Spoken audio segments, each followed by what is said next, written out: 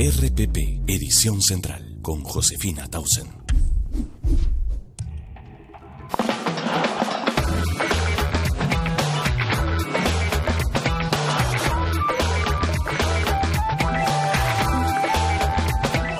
Bienvenidos, queridos amigos, a ¿Quién tiene la razón? Hoy tenemos un interesantísimo programa porque me acompañan dos grandes periodistas a los que respeto y admiro mucho y que creo nos van a ayudar muchísimo a comprender y a discutir y a poner sobre la mesa los temas que están pasando en nuestro país. Nos acompaña César Hildebrand. César, ¿cómo está? Muchísimas gracias por estar con nosotros. Gracias por invitarme. Y Ángel Páez, también periodista del diario La República. Los dos, por supuesto, absolutamente conocedores no solo de lo que pasa ahora, sino de la historia de la corrupción en nuestro país. Y hay que decirlo, esta semana o el día de ayer nos sorprendió el señor Jaime Yoshiyama, que más allá de su historia personal y su vínculo con el fujimorismo, era considerado una persona más o menos seria, articulada, y la versión que ha dado ayer sobre el origen de los aportes a la campaña de Keiko Fujimori ha sido realmente, ¿cómo lo decimos? Increíble en el sentido absolutamente literal del término, no creíble.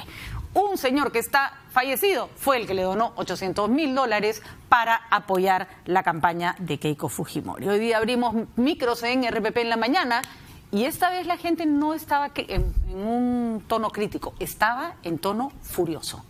La respuesta generalizada en redes sociales y a través de las líneas telefónicas es: ¿nos han visto la cara? Así que empezamos a preguntarle a César Hildebrand. ¿Nos han visto la cara, César? Hace rato, ¿no? La frase del año probablemente sea la de Tubino, ¿no? El señor es descendencia japonesa, por lo tanto honorable, y hay que creerle. Maravilloso. Como si no lo hubieran vendido. Que le pregunte a Susana Iguchi si hay que creerle a la gente de ascendencia japonesa. Recuerdo la anécdota de aquella en la que el señor Fujimori negó su firma y negó su huella digital en un convenio intramarital que hicieron para que le devolvieran $100.000 que ella había puesto en la campaña. Y fue con Montesinos al Poder Judicial y negó todo, firma, huella. Eso fue una década de mentiras, hombre, ¿no? Sí. Una década de mentiras. Sí, sí. Y Yoshiyama ha pasado de verdad una frontera, ¿no? Está instalado ya en el surrealismo. ¿Te lo esperabas de Yoshiyama? Ah, sí. Sí. Pero Yoshiyama nos mandaba unas cartas a mí, a la República, a todo el mundo, furiosísimos. Hace 3 años cuando empezamos con este asunto de, oiga, hay aportes que son bien dudosos, hay aportantes que niegan. Mandó 2 cartas notariales amenazándonos con enjuiciarnos. Y lo mismo le pasó a la República, si no me equivoco, ¿verdad, Ángel? Claro. Y entonces, claro, uno decía, madre mía, este hombre de pronto tiene la razón. Pero fíjate el cinismo, ¿no? Lo hemos venido comentando a lo largo de distintos programas, que lo que ha evidenciado la investigación del fiscal Pérez, que hay que decirlo, hoy día tiene suficiente información como para armar un caso sólido, es la cantidad de veces que nos negaron en la cara, en los distintos sets de televisión, en los periódicos. Nosotros no hemos recibido plata de Odebrecht. Creo que a pesar de la explicación de Yoshiyama, bastante burda, que recibieron plata de Odebrecht parece un hecho consumado, ¿no? Hay un lugar común, irrefutable, digamos, ¿no? Hay un lugar común en las declaraciones de Yoshiyama. Hasta el momento ha dado 3 por lo menos. Una que le dio al fiscal Pérez, segunda que ha estado dando al público, y también las cartas regulatorias que ha mencionado César, y ahora la de ayer, ¿no? En la que dice cosas totalmente contradictorias. Por ejemplo, en la declaración que le da al fiscal Pérez, él dice que no tenía absolutamente nada que ver con las finanzas, nada. Eso fue su primera versión. Sí, no. En este año. Y ahora dice que recibe el dinero y que lo trata de basar con otros aportantes porque este empresario Ramsus no quería decir nada. Entonces, total, manejaba o no manejaba el dinero, ¿no? Pero hay siempre un rasgo de humor maravilloso en esto, ¿no? Bueno, sí. Que es lo que hace que esto sea vivible, porque si no sería una pesadilla neurótica, ¿no? Y añade, y si Keiko quiere demandarme, que lo haga, por haberla hecho ignorante de todo esto. Porque, por supuesto, el asunto es que Keiko ignoraba por completo que su secretario general recibía de un hoy difunto $800.000 sin siquiera preguntas. Dice que lo llamaba, llegaba a Lima y decía, ¿cuánto necesitas? Es extraordinario. Extraordinario. Además, como comentábamos más temprano, a ver, si el señor recibió $800.000, yo no me imagino pues al señor Rasmus, que era una persona de dinero, ir él con su maletincito, tienen que haberle llevado la plata a alguien, un chofer, es decir, debería haber más elementos de juicio para comprobar un hecho como ese. No vale solo la palabra de Yoshiyama, ¿no? Pero Jorge Yoshiyama, su sobrino, que era el operador del dinero, ha dicho claramente que la plata la sacaba de la caja fuerte del dormitorio de Yoshiyama y que ahí estaba todo el dinero. O sea, eso no coincide con lo que dice ahora Jaime Yoshiyama, que el señor Rasmus le daba plata de pucho por pucho. Ahí tampoco, algo que no coincide. Ahora, claro, Yoshiyama puede haberse puesto de acuerdo ahora con la familia de este difunto, el señor Rasmus, para que la familia acepte, ¿no? La coartada, esta especie de coartada grosera que nos han puesto. Pero es evidente que no es cierto y es evidente que el Ministerio Público va a poder demostrarlo. Claro. Y además hay un punto que nos hemos estado preguntando. Ya, imaginemos que el señor Rasmus le dio dinero. Y eso no quita que Barata también le dio dinero. Es decir, había múltiples aportantes en la campaña de Keiko Fujimori. No creo que el señor Rasmus haya sido el único que cargó con los millones que se pusieron en esa campaña en práctica. Claro. ¿No? En la teoría fujimorista, lo que dice el muerto vale. Lo que dice Barata el vivo, eso no vale. Eso no vale. O sea, están penando. Patricia, están penando. Están penando, ¿no? Pero además, ¿cuál es el dinero de Rasmus? ¿La que pitufió Rolando Reati, la que hizo Miguel Castro, o lo que hizo el señor Mato, o los más de 50 falsos aportantes? ¿Qué parte es? Habría que preguntarle al señor. Debe tener alguna forma de identificar dónde fue exactamente la plata de este señor, ¿no? Además, no es difícil calcular cuánto fue la inversión en una campaña publicitaria, en una campaña electoral, ¿no? Entre avisos, sí, claro, spots de televisión, mítines, se hace un cálculo aproximado. Eso no costó $2 millones. De ninguna manera, ni 800.000, ¿no? Es mucho más dinero, ¿no? Sí, desde luego, desde luego. Pero la grosería de la mentira da una idea de la desesperación en la que están, ¿no? Ahora están asistidos por abogados mafiosos para dar explicaciones mafiosas y respecto de una organización que abiertamente demuestra qué cosa es. Un partido político que es capaz de esto, ¿qué cosa es? Me pregunto yo. Ahora, la pregunta en este caso es, ¿solo el fujimorismo fue capaz de esto? ¿Cuántos partidos? Y yo no quiero decir mal de muchos consuelo de tontos, es decir, si era una práctica sistemática recibir dinero y no declararlo y pitufiarlo, porque los empresarios en este país les encanta dar la plata, pero no figurar para después cobrar el favor y que nadie les diga nada. ¿Qué es lo que hace, me pregunto con sinceridad, sin disculpar a nadie, más grosero lo del fujimorismo? ¿Qué es lo que hace que sea peor que los $300.000 que le dieron a Susana de la Puente, o el dinero que podría haber recibido el APRA, o Toledo? Lo de Toledo es distinto porque es coima, ¿no? La coima en el bolsillo por una obra es, por lo menos es más... Bueno, a diferencia de este caso, da más cólera, digamos, del ¿no? fujimorismo, a diferencia de los otros relacionados a aportaciones, es el que más colaboradores eficaces y testigos protegidos tiene. Soy el que está mejor armado, digamos. Claro, porque a su vez, de acuerdo a la estrategia que he podido percibir del fiscal Pérez, es precisamente presionar a aquellos que han involucrado a sus familias. Precisamente el señor Mato es uno de ellos, que tiene a su papá, a su mamá y sus hermanos involucrados en esto, ¿no? Con dinero que le dio Jorge Yoshiyama. Entonces creo que esta estrategia de... y Reati ha sido decisivo. Y Reati también, efectivamente, ha tenido... Exactamente. Y ahora, Miguel Reati Castro ha también. pitufiado menos, ¿no? Es más difícil pitufiar en San Martín, digamos. Estamos hablando de $100.000. Sí. Claro. Pero en todo caso, es el único caso, como dice Ángel, en el que el entorno ha estallado, Claro. ¿no? Ha habido una implosión fujimorista de delatores del círculo íntimo. Y lo que da cuenta de un trabajo conjunto, porque me parece, sin ser menos grave, que lo de Humala Heredia eran más ellos, ¿no?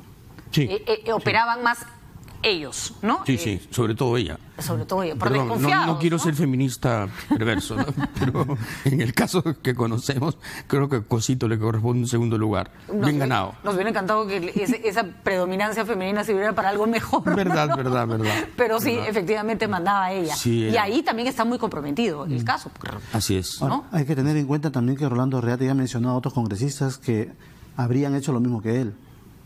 Recién está en su segunda declaración, faltan más. Entonces probablemente en el camino aparecen otros. Nosotros tenemos algunos nombres que no quisiera mencionar ahora, pero parece que hay otros que también han usado a sus familiares para hacer falsas aportaciones. Es una red. ¿no? Claro. Exactamente. Es una estructura. Que es curioso porque, a ver, no sé si a ustedes les recuerda el modus operandi de los 90, ¿no? Esta suerte como de sistema en el que todos están involucrados y si canta uno cae el otro, ¿no? Todo amarrado. Sí. Eso es lo que ha sido revelador, ¿no? Y donde funciona la teoría del dominó, ¿no? Cae una pieza y empiezan efectivamente a barrerse todo. A barrer todo. ¿Por qué lo que Keiko no supiera es tan verosímil? Porque es tan inverosímil. Porque efectivamente cuando te dicen que Keiko no sabía nada, tú dices... Keiko no sabía. Y sin embargo, dice, siéntate, párate, saluda, aplaude, pero protocolarmente. Diciendo. Y no, ignoraba todo. La verticalidad de ese tipo de estructuras es lo que mata la teoría de Keiko no sabía, ¿no? Es el mismo sistema de defensa de Alberto Fujimori a la hora de los loros, cuando decía, yo no sabía nada. ¿Cómo que no sabía nada? Usted sabía cuándo se movía una hoja de la tercera oficina, de la más ínfima de las dependencias del último ministerio. Y me decía que no sabía nada, no sabía lo que hacían los Colinas. No, nada que ver. Nada que ver. Es la misma estructura defensiva, ¿no? Keiko Fujimori sabía quién era Joaquín Ramírez y despachaba desde una oficina que le dio Joaquín Ramírez. Y Keiko Fujimori sabía quién era Vicente Silva Checa. Era tesorero de su partido, teniendo investigaciones pendientes por lavado de activos y por narcotráfico, ¿no? Sabía quién era Vicente Silva Checa, que aparece en los Vladivideos recibiendo ladrillos de dólares y sin embargo era un asesor en la sombra. Entonces ese argumento ya que de que te no sabía asesore nada... Vicente Silva Checa, es verdad que ya tienes que creerte de una impunidad, ¿no? Estar convencido de que nunca te va a pasar nada, ¿no? Entonces su lenguaje anticorrupción y tener estas dos personas que mencionaba a su alrededor, no podemos sostener que alguien no sabía absolutamente nada de quién está a su costado. Francamente es un argumento muy pobre, ¿no? Como el de haber endilgado el supuesto dinero a este señor Ranzos, ¿no? Que está muerto hace 2 años. Es un destino... Hay un carácter inmutable en el fujimorismo, desde el origen, ancestralmente. Esa pregunta les quería hacer a los dos. ¿Era un destino inevitable el hecho de que Keiko siguiera operando como el fujimorismo finalmente armó su esencia? ¿O tuvo la oportunidad de abrirse y decir, bueno, ya, pues esto estaba pésimo, vayamos por otro lado? Ella aprendió eso, ella vio eso, ella emergió así, nació así, fue testigo de lo que hizo su padre, testigo en muchos casos, digamos, cómplice familiar, ¿no? Por ejemplo, lo que le hizo el señor Fujimori a su señora esposa, tuvo la anuencia terrible, ¿no? De verdad, terrible, de la hija. Pero en fin, para salir de ese fango, para romper esa gravedad jupiterina de la mafia de Alberto Fujimori, tendrías que haber sido una lideresa, de verdad. Tendrías que haber tenido un sueño del Perú distinto. Tendrías que haber roto con tu padre a tiempo. Y tuvo la oportunidad. Tuvo la oportunidad de hacer, hombre, lo que hizo modestamente y a su manera Marine Le Pen respecto de Jean-Marie Le Pen. Exactamente. Oye, papá, ¿sabes qué? Te pasas. Tú eres fascista, no, yo no. Así que, fuera. Igual no nos gusta Marine Le Pen, pero es mucho menos terrible que el padre, ¿no? Va en una línea más... Y en todo caso tuvo el coraje de decirle a su padre, basta. Hasta aquí hemos llegado.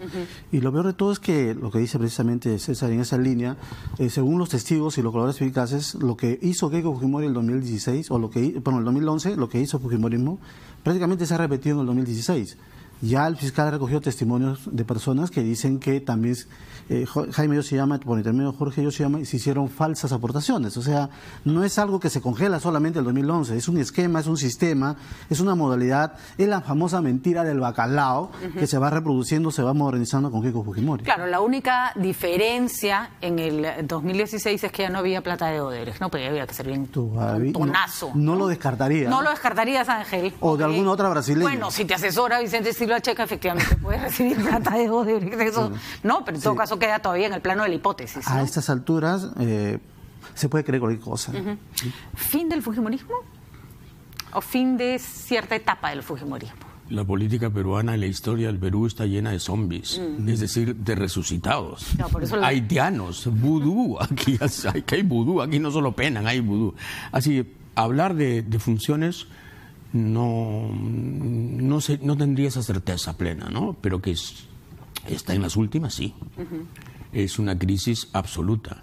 Y lo que preocupa es que después de esta crisis no se sabe qué va a emerger, ¿no? Yo estaba recordando el episodio de la caída del leguismo, 11 años de leguismo, dictatorial, con apariencias de democracia, pero abiertamente dictatorial, deportaciones, cárceles, represiones, etcétera. 11 años, y después, ¿qué pasó? Después llegaron dos fuerzas nuevas, una fascista, la Unión Revolucionaria de Sánchez Cerro con Luis Flores, y la otra emergente y brutalmente marxista, que era el APRA.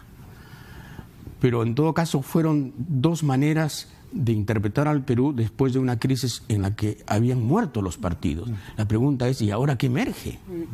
Carlos Tapia decía que a lo que estamos asistiendo clarísimamente es al fin de un tipo de liderazgo y que algo tiene que salir. Creo que Vizcarra, con sus más, sus menos, representa esa suerte de nueva opción. Por supuesto, no es la única, es una, ¿no? Y además no va a reelegirse, entonces... Esperanzado, ¿no? Lo que dice, sí, esperanzado y de buena fe, no lo dudo.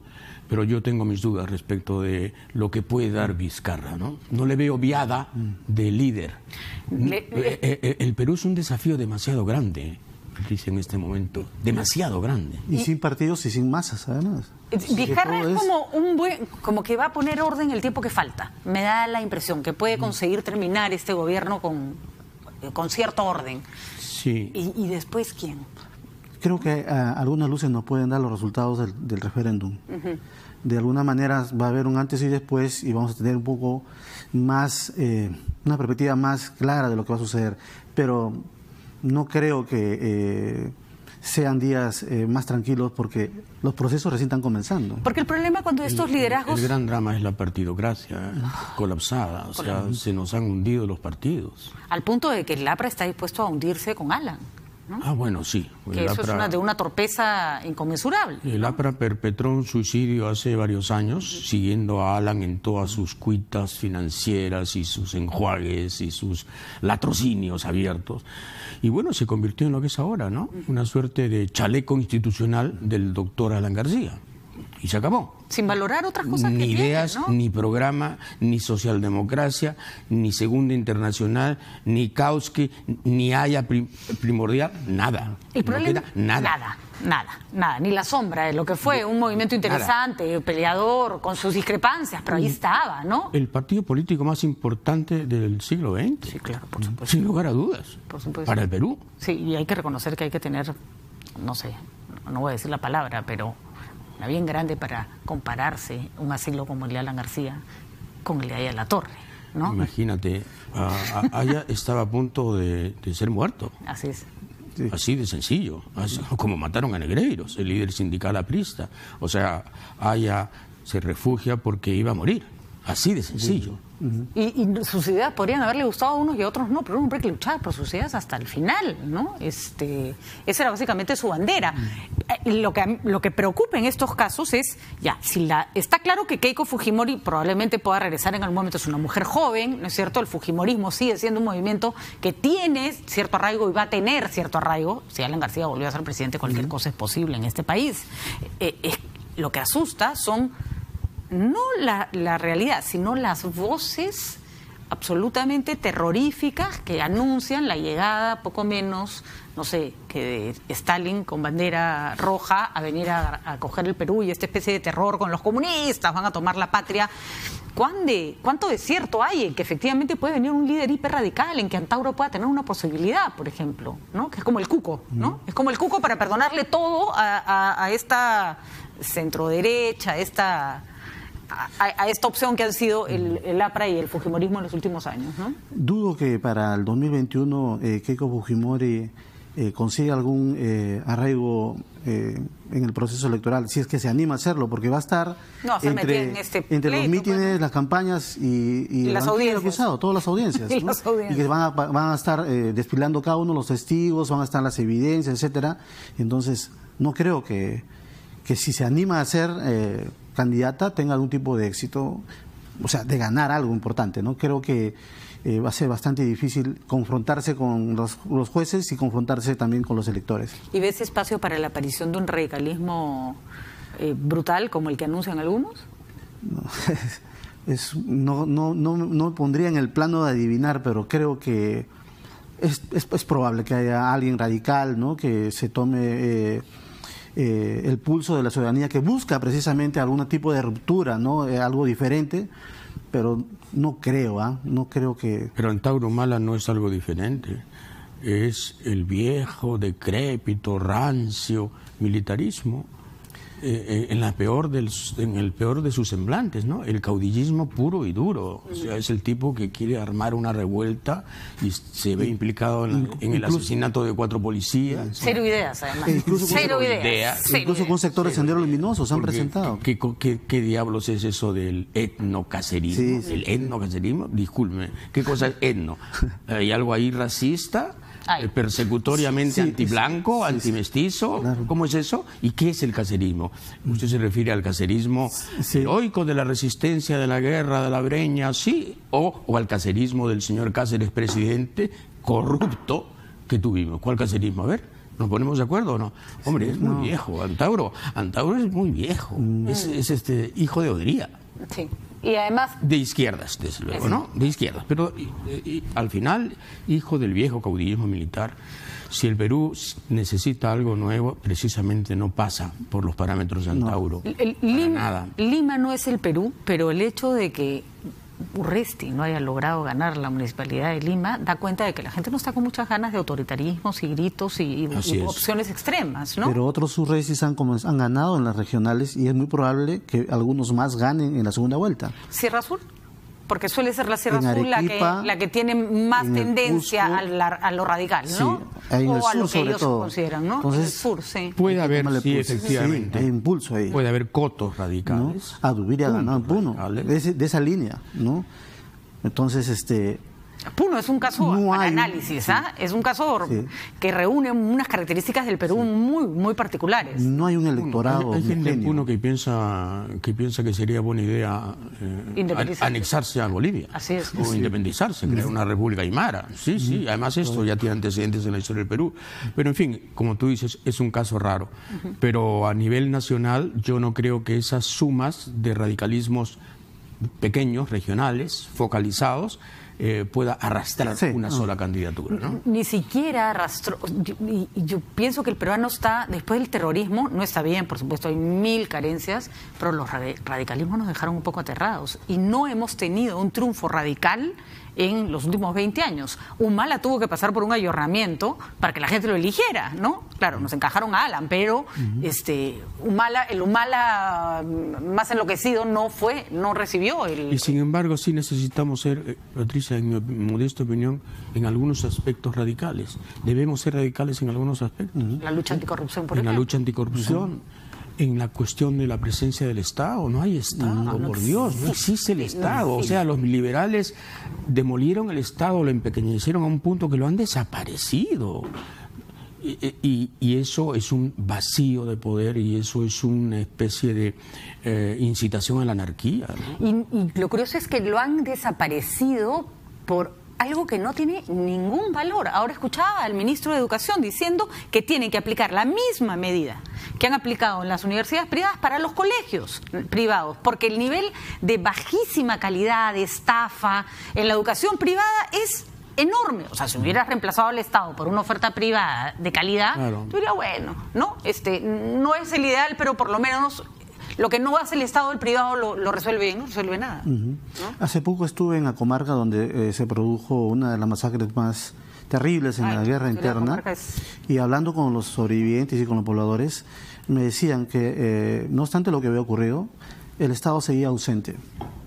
Y una de las cosas que más reclamaban era tener que llegar un equipo de psicólogos, porque consideraba que la gente tenía la necesidad de un tratamiento de especialista para enfrentar los rezagos de la guerra. ¿Cómo cargas con eso, no? Hasta el día de hoy, ¿no? Y entonces vivimos todavía, bueno, ellos sienten que Lima, el centro de la capital, el centro del país, está de espaldas a los Andes, a la vida que han vivido ellos, no obstante todo el periodo de violencia que han enfrentado. Además es curioso y lo arrastran todavía. Cuando no hay Estado y empiezas a ver la población más afectada por la ausencia del Estado, siempre es la misma.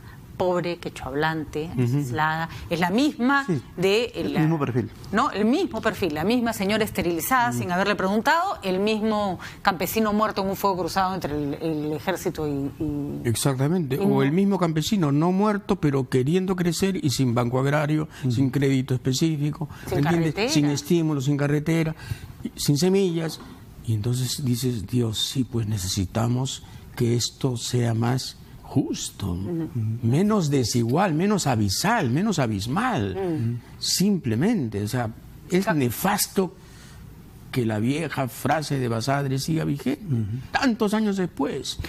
Y es triste porque hablamos de la libre competencia, del hecho de que la gente tiene derecho a salir adelante con sus propios esfuerzos, sí, pero si partimos del mismo lugar en el partidor, ¿no? Exigimos libre competencia, igualdad de condiciones para todos cuando unos están adelante y otros están 100 kilómetros detrás, ¿no? Sí, simplemente eso no es competencia, ¿no? Así es. Eso no es competencia, y eso tenemos que admitir que es uno de los grandes fracasos que hemos tenido como sociedad, el no poder juntarnos para hacer un proyecto que albergue a la mayor cantidad de peruanos, sino a todos. Si dividimos la historia democrática del Perú de los últimos años, o la historia política, porque no es democrático, Velasco como punto de quiebre, porque Velasco plantea un Estado muy intervencionista, antes y después, hemos empeorado en materia de presencia estatal, dejando Velasco de lado, que fue una dictadura, y las dictaduras no cuentan para poder llegar a la población como debe ser.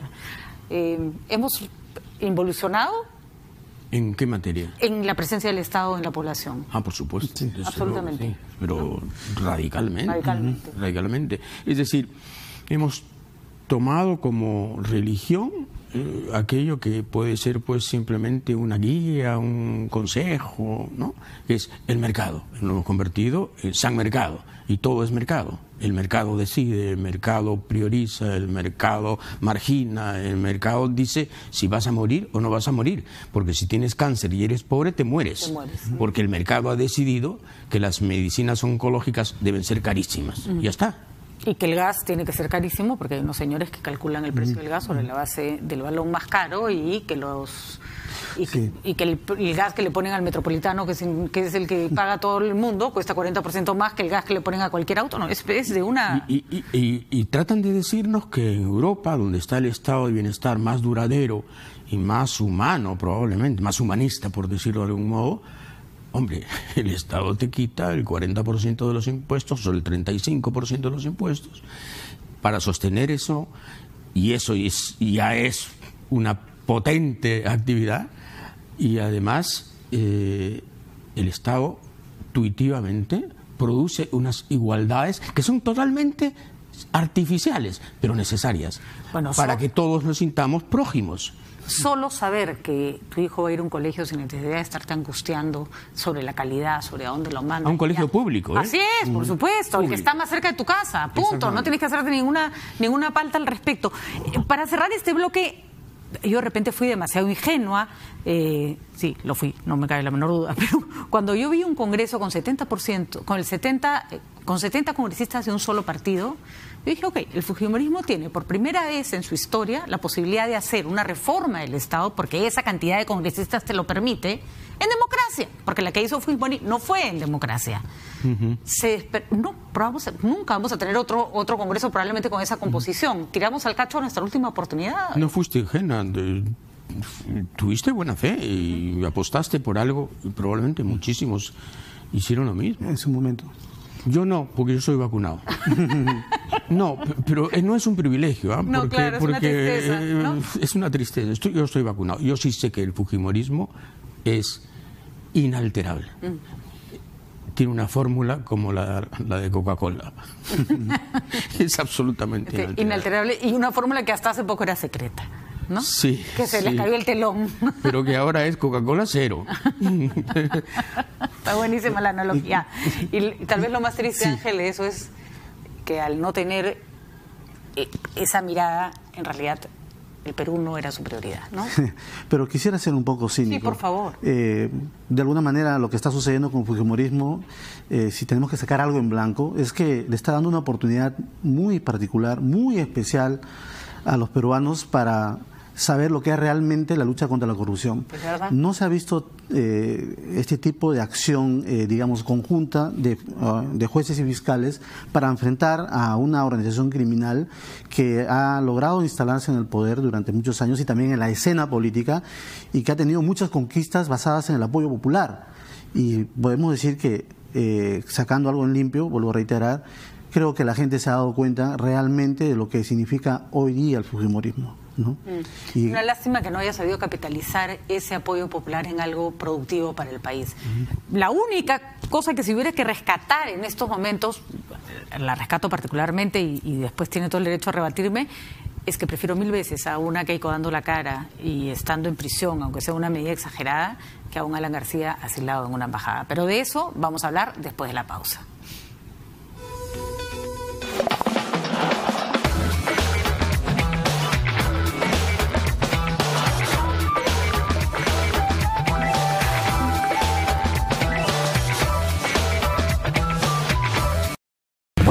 Llegó el Peruvian Cyber con tarifa